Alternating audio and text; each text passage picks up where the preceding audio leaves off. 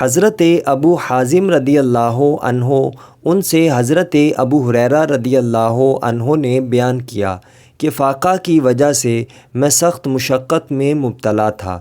پھر میری ملاقات عمر بن خطاب رضی اللہ عنہ سے ہوئی اور ان سے میں نے قرآن مجید کی ایک آیت پڑھنے کے لیے کہا۔ انہوں نے مجھے وہ آیت پڑھ کر سنائی اور پھر اپنے گھر میں داخل ہو گئے۔ اس کے بعد میں بہت دور تک چلتا رہا۔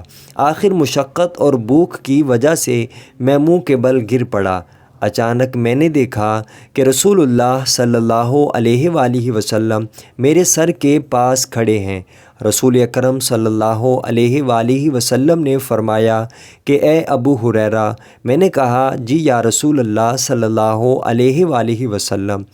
رسول اکرم صلی اللہ علیہ وآلہ وسلم نے میرا ہاتھ پکڑ کر مجھے کھڑا کیا۔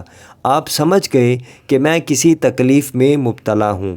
حضرت ابو ہریرہ رضی اللہ عنہ فرماتے ہیں کہ رسول اکرم صلی اللہ علیہ وآلہ وسلم مجھے اپنے گھر لے گئے اور میرے لیے دودھ کا ایک بڑا پیالہ منگوایا۔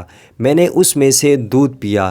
رسول اکرم صلی اللہ علیہ وآلہ وسلم نے فرمایا دوبارہ پیو۔ حضرت ابو ہریرہ فرماتے ہیں میں نے دوبارہ پیا۔ رسول اکرم صلی اللہ علیہ وآلہ وسلم نے پھر فرمایا اور پیو۔ میں نے اور پیا یہاں تک کہ میرا پیٹ بھی پیالے کی طرح بھرپور ہو گیا۔ حضرت ابو ہریرہ رضی اللہ عنہ نے بیان کیا کہ پھر میں حضرت عمر رضی اللہ عنہ سے ملا اور ان سے اپنا سارا واقعہ بیان کیا اور کہا کہ اے عمر، اللہ تعالیٰ نے اسے اس ذات کے ذریعے پورا کر دیا جو آپ سے زیادہ مستحق تھی۔ اللہ کی قسم میں نے تم سے آیت پوچھی تھی، حالانکہ میں اسے تم سے بھی زیادہ بہتر طریقہ پر پڑھ سکتا تھا۔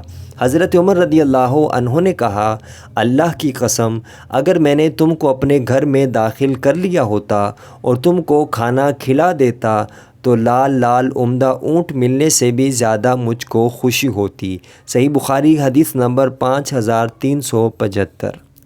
حضرت ابو ہریرہ رضی اللہ عنہ سے روایت ہے کہ رسول اللہ صلی اللہ علیہ وآلہ وسلم نے فرمایا میری ساری امت جنت میں جائے گی سوائے ان کے جنہوں نے انکار کیا۔ صحابہ کرام نے عرض کیا یا رسول اللہ صلی اللہ علیہ وآلہ وسلم انکار کون کرے گا؟ آپ صلی اللہ علیہ وآلہ وسلم نے فرمایا جو میری اطاعت کرے گا وہ جنت میں داخل ہوگا اور جو میری نافرمانی کرے گا اس نے انکار کیا۔ صحیح بخاری حدیث نمبر 7280۔